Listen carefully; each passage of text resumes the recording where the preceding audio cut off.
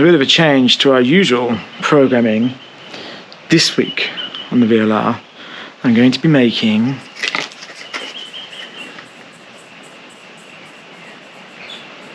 one of these. I got this for Christmas. I've seen a few in my neighbourhood with people that have got these street libraries out the fronts of their houses. And I thought it was just something that people are just making off their own backs. But it's a charity in Australia, streetlibrary.org.au. And they have plans. You can buy and make and chop your own wood, or you can buy fully ready-made street libraries, or you can buy kits. My very excellent wife bought me the kit, which is called the Shed, I believe. It's basically a load of marine ply that you put together. So this week on the VLR, I'm going to be making a library. Cue the metal.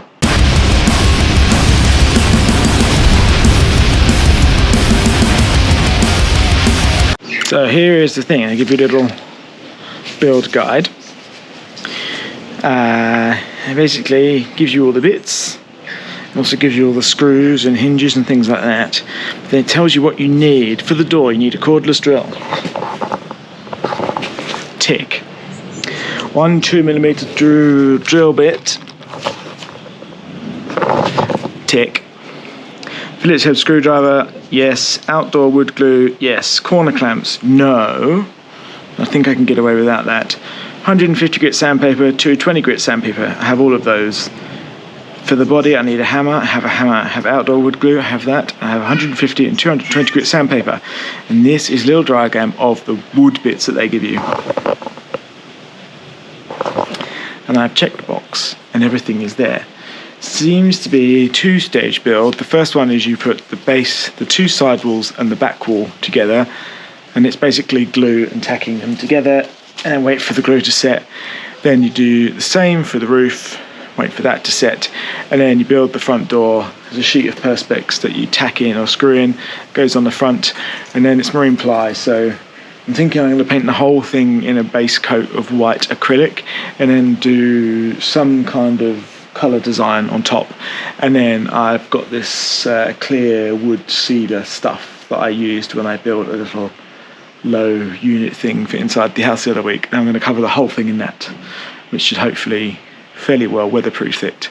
And then I'm going to no more nails it to my letterbox, or on top of my letterbox at the front of my house, but that is later. First step, let's get the bits that I need and do some gluing and hammering. So here we have the 2 sides, the base plate and the back wall.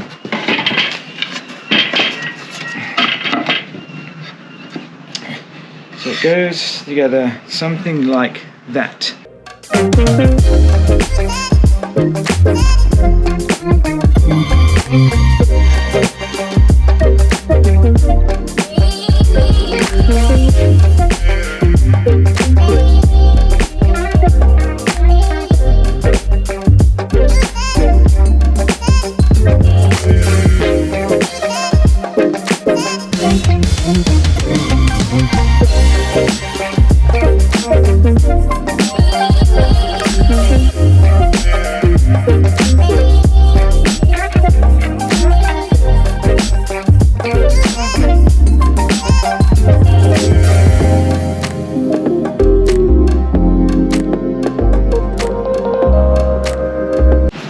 I'm using my veritable Elmer's glue. I'm not sure if this is actually outdoor wood glue, but it all just seems like PVA glue to me.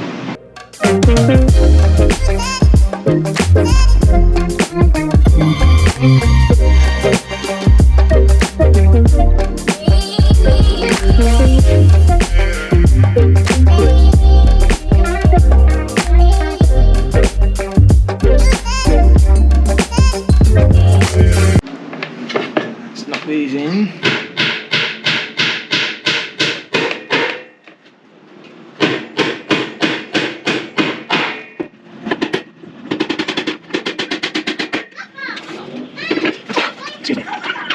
have to excuse my daughter and wife inside. They're fighting over. My 2-year-old has discovered my wife's phone. So there we have step 1.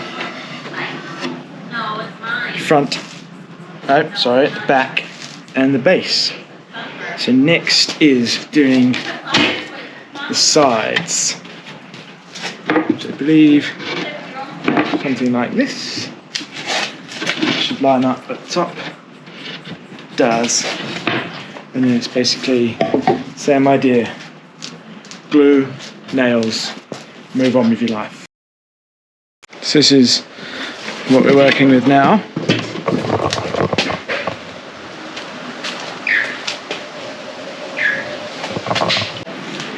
Please note, injured finger. Now the instructions say that to put the roof on, you should put the roof on, glue it, hold it up, then hammer it into the roof, into the body.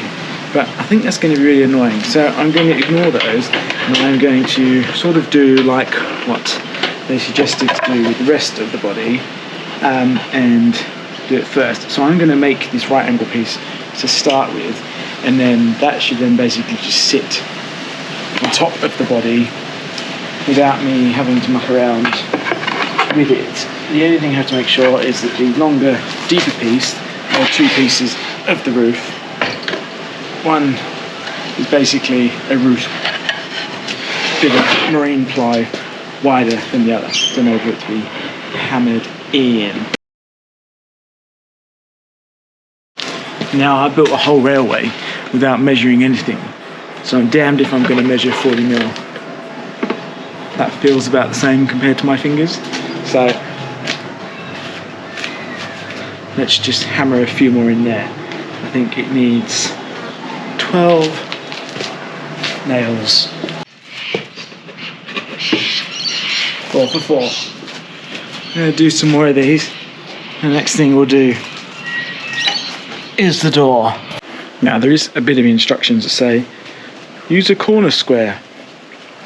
I'm assuming that most people don't own corner squares unless you're A carpenter or some kind of tradie / handyman, or B make your own picture frames or cornices or something for your house. But I have a very cheap workbench from Bunnings, which has these fun things.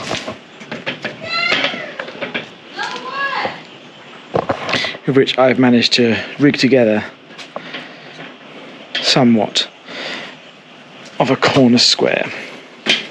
Enough to do what I need to do anyway. Now it says that you need to drill guide holes, which I guess you do, because otherwise how do you nail it? But it seems a bit excessive. But I'll do what it says because I feel like I should do. Hello friends, we are back. It is glued.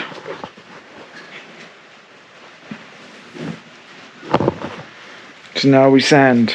To sand, we have a sanding block and a variety of sandpaper, of which I need the 150, 240.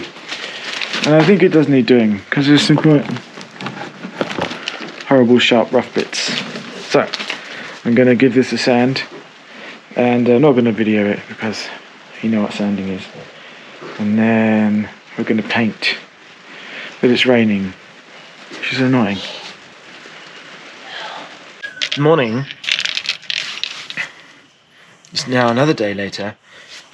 I have painted various bits, well the whole thing now, white, but I'm going to spray the roof and the door frame. This is the door frame with this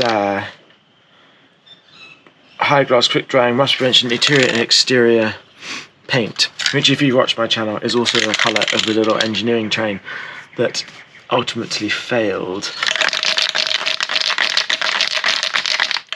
This is a very underseen bit of my garden. It's quite nice though.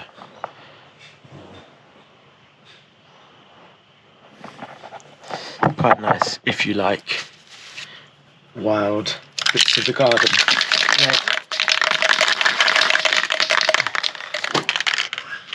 Give this a spray.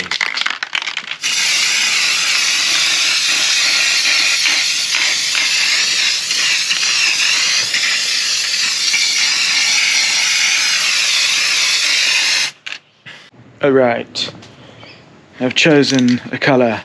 3, 2, 1, hot pink. I think we're going to do polka dots on it as well.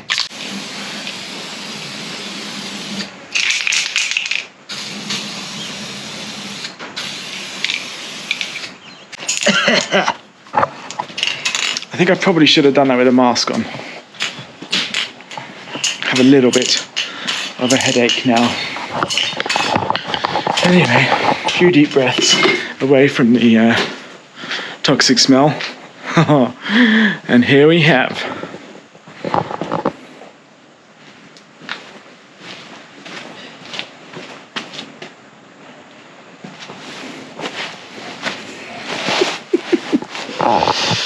yes, the luminous letterbox. So then, not letterbox, luminous library. With the yellow door on the front. Oh, I think that's going to look excellent. Right, let it all dry, and then have to fix the door on. Exciting times. Next, have to drill some small pilot holes. So this, which looks like a bit of hardboard, it's actually a bit of perspex. They actually pre-drilled the holes in the perspex, which is nice because I've drilled perspex before and I nearly always break it. So it's good that they've done that there end. 10 points. Now I've just drilled some holes in the wood and then screw some screws in, and then the door is done except for fixing it to the side of the library. Now a library also, I'm going to do a bit of sanding on this side.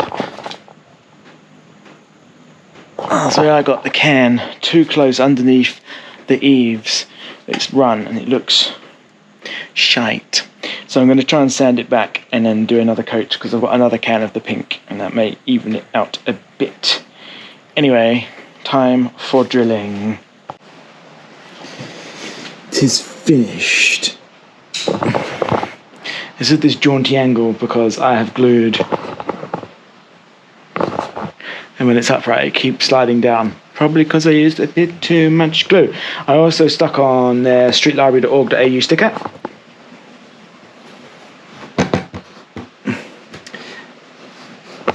Not happy with my sticking job or whatever.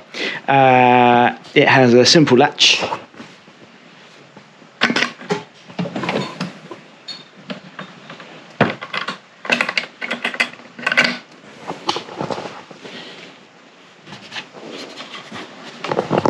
There's a front hinges, which I was either a screw short for or I lost a screw. Most likely I lost the screw. Anyway, it's done. Now I'm going to put it out the front of my house and find some books. And if you want one of your own, go here. streetlibrary.org.au